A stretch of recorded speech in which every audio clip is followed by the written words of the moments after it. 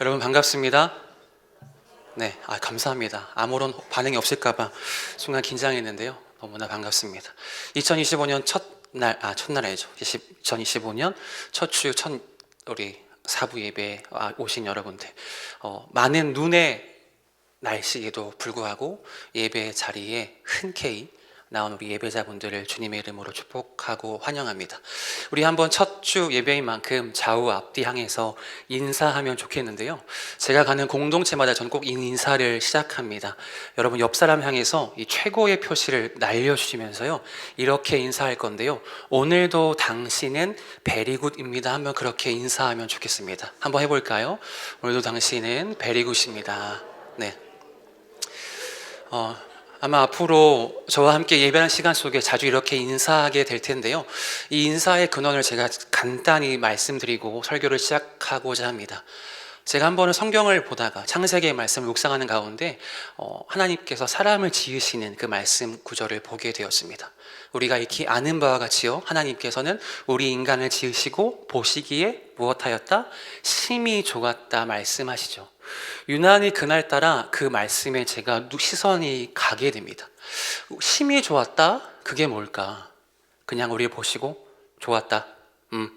이렇게 말씀하신 걸까? 뭔가 그 말이 좀 이상하게도 와닿지 않더라고요.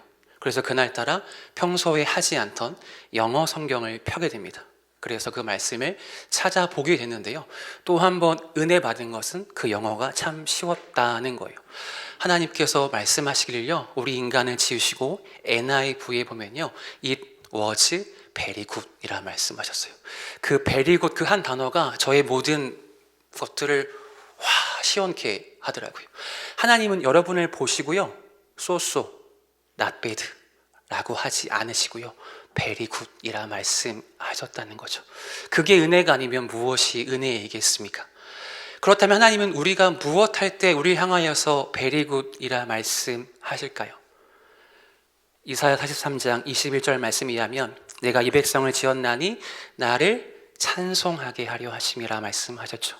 하나님, 그 무엇보다 우리가 하나님께 예배할 때에, 하나님을 찬양할 때에 하나님께서는 우리를 보시고 It was very good 이라 말씀하실 줄 믿습니다.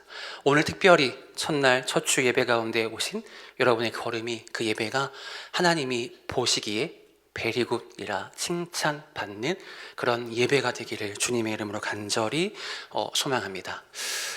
여러분, 복 있는 사람이 뭘까요? 복 있는 인생이 과연 어떠한 인생을 우리는 복이 있는 인생이라 말할 수 있을까요? 아마 이 자리에 복을 싫어하는 분은 아마 한 분도 계시지 않을 겁니다. 혹 이 자리에 모인 이유도 복을 받기 위해 모이신 분들도 아마 있을 줄 압니다. 사람은 그렇게 누구나 복을 받기 원하고요, 이왕이면 남보다 많은 복을 받기 원하는 것이 우리 인간의 마음이라 할 수 있죠. 옛부터 우리 민족을 지칭하는 몇 가지의 그 지칭하는 말이 있는데요. 배달의 민족, 여러분 이게 뭔지 아십니까? 그 음식 오는 어플 이름이 아니라요, 이 배달의 민족은 밝은 민족 그리고 환한 민족이라는 의미를 가진 것이 배달의 민족이라고 합니다. 그리고 옛부터 흰옷을 즐겨 입고 한 민족, 단일 민족의 오랜 정체성을 가지고 있다라는 의미에서 우리 민족을 또한 우리는 백의 민족이라고 부르죠. 그렇게 다양한 우리 민족을 향한 호칭이 있는데, 저는 그 배달의 민족 그리고 백의 민족보다 더 우리 민족을 확실하게 나타낼 수 있는 것은 바로 복의 민족이 아닌가 생각을 하게 됐습니다. 왜냐하면요, 우리나라만 그렇게 복을 중요하게 생각하는 민족이 없기 때문이죠. 새해가 되면요, 우리는 친지를 만나서, 친척과 가족을 만나서 인사합니다. 그 인사가 무엇입니까? 새해 복 많이 받으세요라고 그렇게 우리는 인사하게 되죠. 그뿐 아니라 우리의 일상에도 이 복이 항상 자주 함께합니다. 우리가 집에서 사용하는 방석이나 수저, 젓가락, 우린 거기에 복이라는 한자어를 적혀두기도 합니다. 그 외에도 여러분, 사업장이나 가정, 입구에 대문짝만하게 복 이라는 한자어가 적혀 있는 것을 아마 보신 분들도 계실 겁니다. 그들은 그 복에 쓰여 있는 수절을 사용하면, 복이 적혀 있는 글귀를 보면 그 복이 나에게 올 것이라는 기대감을 가지고 그렇게 사용하는 것이 아닐까 생각이 되어지죠. 여러분, 그렇다면요, 세상 사람들, 예수님을 알지 못하는 사람들이 생각하는 그 복은 과연 무엇일까요? 복이 있는 삶, 그들에게 있어서 그것은 무엇일까요? 아마도 많은 돈을 가진 거겠죠. 높은 자리에 오르는 거겠죠. 좋은 대학, 좋은 직장에 입학하고 취업하는 것이 그들은 복 있는 삶, 복 있는 인생이라고 생각할 겁니다.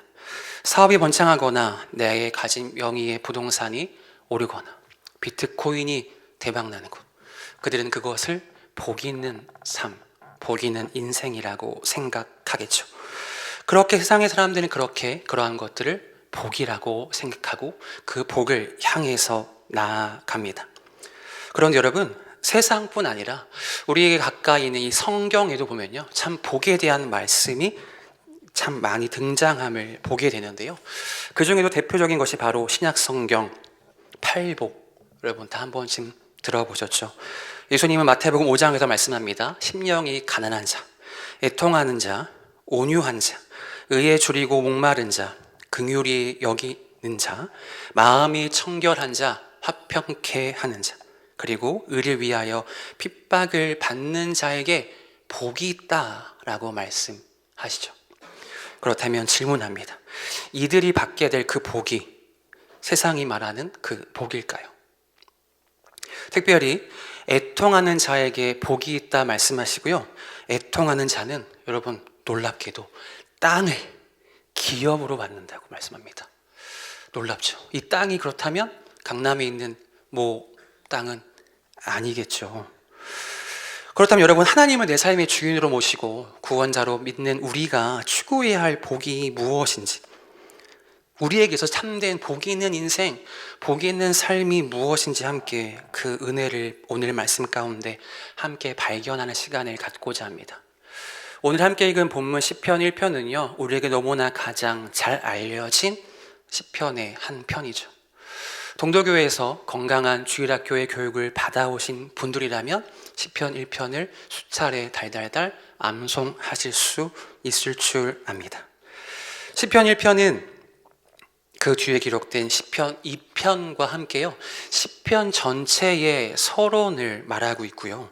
그 서론의 시작은 오늘 우리가 함께 읽었던 것과 같이 복이 있는, 다시 말해 참된 행복이 무엇인가 라는 말씀을 우리에게 소개해 주고 있습니다.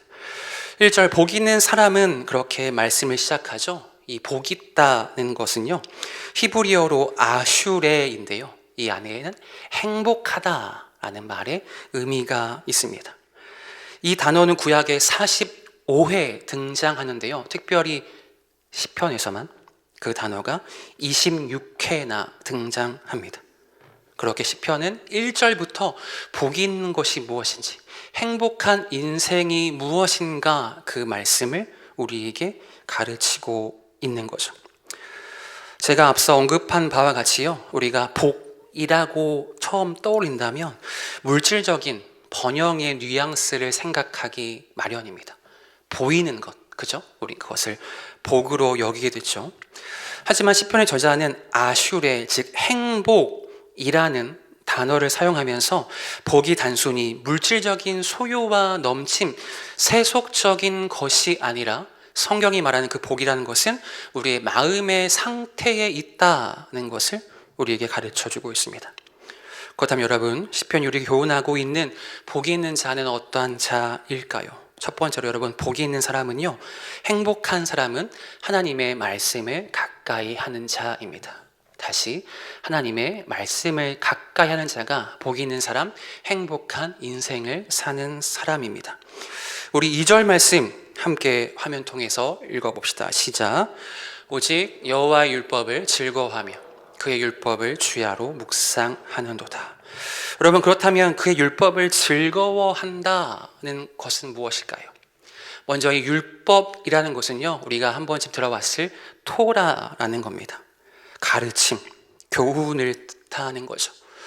하나님의 말씀이 우리의 삶의 방침이고 지침임을 성경은 우리에게 가르쳐 주고 있습니다. 그리고 더 나아가서 성경은 그것을, 그 토라를, 지침과 방향서를 즐거워하라 라고 우리에게 교훈하고 있습니다. 그렇다면 제가 한번 질문합니다. 여러분은 말씀을 들을 때에 성경을 보시면 즐거우십니까? 네. 혹 집에서 말씀 묵상하다가 하하하하 신이 나서 설교 듣다가 히히낙낙 하신 경험 있으십니까? 이렇게 제가 이렇게 어이없는 개가 웃긴 하지만 말씀을 묵상하다가 웃는 경우 없죠. 저 또한 설교를 준비하거나 개인의 묵상의 자리에서 갑작스럼 주체하지 못하는 즐거움에 빠진 적은 안타깝게도 한 번도 없습니다. 제 감정이 무언가 문제가 있는 건 아니겠죠. 그런데 시편 112편 1절도 말하기를요, 112편 1절에 할렐루야 여호와를 경외하며 그의 계명을 크게 즐거워하는 자는 복이 있도다. 이번엔 또 크게 즐거워하래요. 그냥 즐거워하지 말고 크게 즐거워하라고 말합니다. 여러분, 그렇다면 계명을 즐거워하는 것, 말씀을 즐거워하는 것은 무엇일까요? 여러분, 오해하지 맙시다. 계명을 즐거워하는 것, 율법을 즐거워하는 것은요, 말씀을 듣다가, 말씀을 보다가 단순히 문자 그대로 말씀 앞에 희희낙낙 웃는 것이 말씀을 즐거워하는 것은 아닙니다. 성경이 말하는 계명을 즐거워하는 것의 참된 의미는요, 그것을 따르고 지키는 삶을 살기 위해 힘쓰는 것, 하나님의 계명과 율법을 내 삶에 지키기 위해서 힘써 살아가는 것이 말씀을 즐거워하는 것의 참된 의미인 거죠. 그렇게 하나님의 율법 토라는요, 하나님과 언약 백성을 위해 바람직한 삶의 길을 안내하는 하나님의 사랑에 가득한 가르침이며 우리 인생의 지침서입니다. 과거 이 말씀은 이스라엘 백성에게 길 없는 광야에서 살아갈 길을 안내하는 지침서였지만요, 오늘날 우리에게도 마찬가지입니다. 이 시대를 살아가는 우리에게도 하나님의 말씀은 길과 생명과 진리라는 거죠.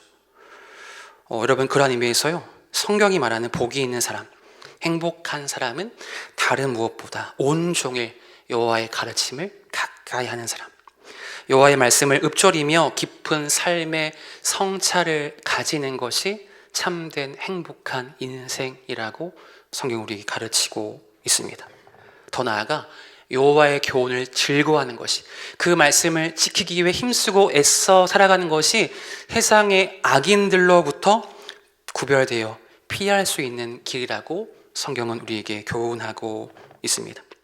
사랑하는 여러분, 우리 이 시간 함께 예배하는 모든 우리 동덕의 청년들, 그리고 모든 성도님들의 삶 가운데 하나님의 계명을 즐거워하는 삶을 살기에 힘쓰고 그것을 따르기에 힘쓰는 삶을 살아감으로 2025년 매일의 삶 가운데 참된 행복을 경험하는 우리 각 개인의 삶과 우리 공동체와 가정이 되기를 주님의 이름으로 간절히 축원합니다. 이처럼 복이 있는 사람, 행복한 사람은요, 여호와의 계명을 즐거워합니다. 두 번째로요, 행복한 인생은요, 하나님의 말씀을 주야로 묵상합니다. 2절 말씀 다시 한번 다 같이 읽습니다. 2절입니다. 시작. 오직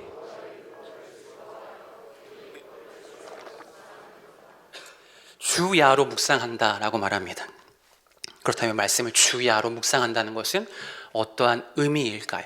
주야, 우리가 이렇게 알고 있는 한자어 낮과 밤을 이야기하죠. 주야. 그렇다면 주야로 말씀을 가까이 한다는 것은 말 그대로 낮과 밤에 말씀을 보는 것이 주야로 말씀을 묵상하는 것일까요? 묵상하다의 원어는 하가라는 건데요, 그 안에는 작은 소리로 말하다, 읊조리며 깊이 생각하다라는 의미가 담겨 있습니다. 여러분, 그런 의미에서 본다면요, 말씀을 주야로 묵상한다는 것은 나의 삶의 상황과 처지가 어떠한들 그 말씀을 숙고하고 묵상하는 것입니다. 매일의 일상의 삶 속에서 하나님의 말씀을 날마다 가까이 하는 것, 그것이 바로 하나님의 말씀을 주야로 묵상하는 거죠. 여러분, 우리 인간은 누구나 세상을 살면서 하루라는 시간 속에 무엇인가 주야로 묵상하면서 살아갑니다. 우리가 알게 모르게요. 게임을 묵상하는 자가 있고요. 스마트폰과 SNS를 묵상하는 자들도 있습니다. 드라마나 유튜브 속 릴스를 묵상하는 자들도 있어요. 이처럼 세상에서 가득한 즐거움의 요소를 우리는 알게 모르게 묵상하면서 그 가운데 다수의 시간을 보내게 됩니다. 우린 그 안에서 참된 행복과 만족을 누리려고 하지만 오히려 그 안에서 우리는 행복과 기쁨은 잠시뿐이고 더 큰 공허함이 몰려와서 괴로웠던 경험은 아마 우리 모두가 한 번쯤 해보았을 경험이죠. 그렇게 공허함과 메마름에 시달리는 우리를 향하여서 하나님 말씀합니다. 참된 행복과 온전한 복은 오직 하나님의 말씀 앞에 있다라고 그렇게 우리에게 말하며 우리를 말씀의 자리로 초청하고 있는 거죠.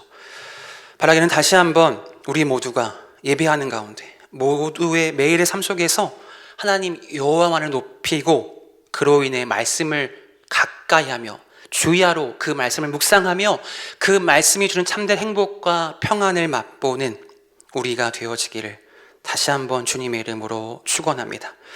그렇게 복이 있는 사람, 행복한 사람은 여호와의 계명을 즐거워하며 주야로 그 말씀을 묵상하는 자입니다. 그러한 자에게 하나님께서 약속하신 은혜가 있습니다. 3절 말씀입니다. 3절 함께 봅니다. 시작. 그는 시냇가에 심은 나무가 철을 따라 열매를 맺으며 그 잎사귀가 마르지 아니함 같으니 그가 하는 일이 다 형통하리로다. 아멘. 그렇게 악인과 죄인의 길을 피하고 말씀을 가까이 한 자에게 하나님께서 은혜를 약속하십니다. 그것이 무엇입니까? 삶의 충만이 있음을 말씀하시죠. 3절은 그것을 시냇가에 심은 나무와 같은 인생이 될 것이다. 그렇게 말씀합니다. 여러분, 시냇가에 심은 나무는요, 비가 오지 않아도요, 그 안에 있는 물을 통해서 날마다 영양분을 공급받게 됩니다. 다른 곳에 있는 나무는 물을 받지 못하면 비가 오지 않으면 말라 비틀어지기 마련이지만 시냇가에 심겨진 나무는 비가 오지 않아도 날마다 그 안에서 영양분을 공급받고 성장하게 되어지는 거죠. 그렇게 우리 날마다 하나님께서 약속하신 그 은혜를 향해 나아가야 합니다. 그렇게 하나님은 우리에게 말씀하기를 하나님을 가까이 한 자, 특별히 말씀을 가까이 한 자에게 모든 일이 형통할 것을 약속하시는 것이죠. 무엇과 같이요? 시냇가에 심겨진 나무와 같이요. 여러분, 형통한 인생을 살기 원하십니까? 그렇다면 다른 무엇보다 하나님의 말씀을 가까이 하는 우리 모두가 되기를 간절히 소망합니다. 세상의 기술과 세상의 방법들을 따라 쫓기보다요, 오직 우리의 신앙의 기본으로 돌아가서 오직 변함이 없으신 진리의 말씀 대신 우리의 삶의 지침서가 되는 그분의 말씀을 늘 가까이 하며 그 말씀의 은혜를 경험하는 우리 모두가 되기를 다시 한번 간절히 축원합니다. 그때 우리의 삶 가운데 세상은 결코 비교할 수 없는, 세상에서 결코 맛볼 수도 흉내낼 수도 없는 참된 만족과 기쁨과 형통함이 우리 모두에게 경험되어질 줄 저는 믿습니다. 2025년 함께 그렇게 하나님의 은혜 앞에 엎드리는 우리 모두가 되기를 주님의 이름으로 축원합니다.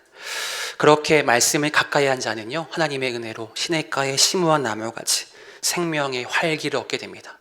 하지만 반대로 그렇다면 악인은 어떻게 될까요? 4절입니다. 악인들은 그렇지 아니하며 오직 바람에 나는 겨와 같다라고 말합니다. 날마다 영양분을 공급받는 건강한 나무와 달리요, 하나님을 멀리한 이들의 인생은요, 바람에 나는 겨와 같다라고 말씀하죠. 하나님의 은혜를 멀리하고 그 말씀을 가볍게 한 인생은 그의 인생조차 가볍게 끝이 나게 됩니다.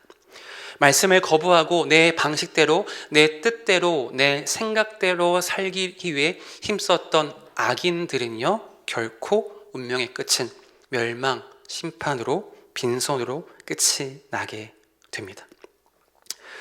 5절 악인의 최후를 기록합니다. 그러므로 악인들은 심판을 견디지 못하며 죄인들이 의인들의 모임에 들지 못하리로다.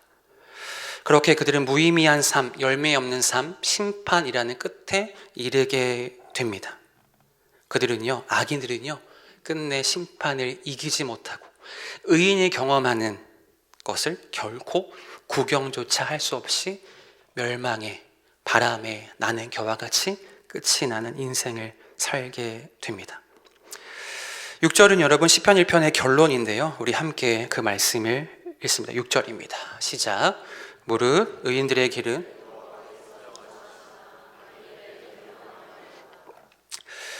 여호와께서 인정한다라고 말하는데요, 여기서 말하는 인정하다는 것은 알다입니다. 알다. 이건 단순한 정보를 알다, 그 사람 알아가 아니라요, 경험을 통해서 친히 개입하시는 하나님이 우리를 안다는 거죠. 하나님은 그렇게 의인의 삶에 말씀을 가까이 하고 그 말씀을 주야로 묵상한 자의 삶에 친히 개입하셔서 하나님이 경험하시는 알을 통해 우리를 돌보시고 우리 인도하시고 우리를 보호하신다, 그렇게 말씀하십니다. 하나님은 그렇게 언약을 맺은 당신의 자녀들의 발자취를 결코 모를 수가 없죠. 악인은 망할지라도, 악인은 멸망의 길을 걸어갈지라도 하나님의 자녀에게는 참된 은혜가 있음을 우리에게 약속하고 계십니다. 여러분, 그렇다면 마지막으로 여러분께 질문합니다. 오늘을 살아가는 여러분의 인생은 어떠한 길에 가까우십니까? 여러분은 어떠한 길을 살기 원하십니까? 하나님의 말씀을 가까이 하며 그 말씀을 따라가는 길을 살기 원하십니까?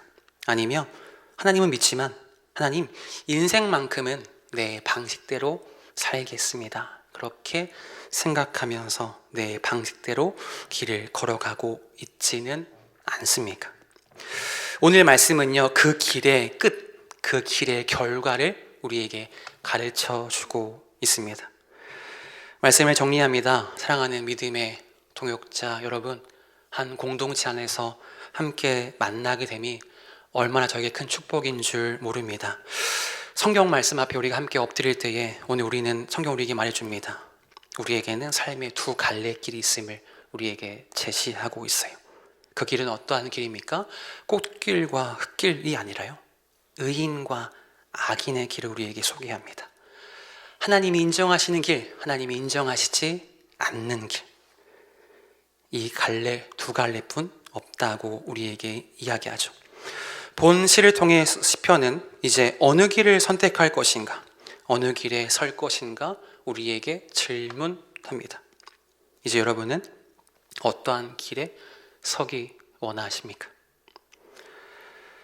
여러분, 진정한 행복은요, 오직 하나님의 진리 되신 말씀을 따라 살 때에 경험할 수 있습니다. 새해가 되면요, 믿음의 성숙도와 달리 새해 결단 앞에, 새해 다짐 앞에 꼭 다짐하는 단골 주제가 있습니다. 믿음이 없는 사람들도 꼭 하는 그 새해 다짐 중에 하나는 다이어트가 있죠. 꼭 새해가 되면.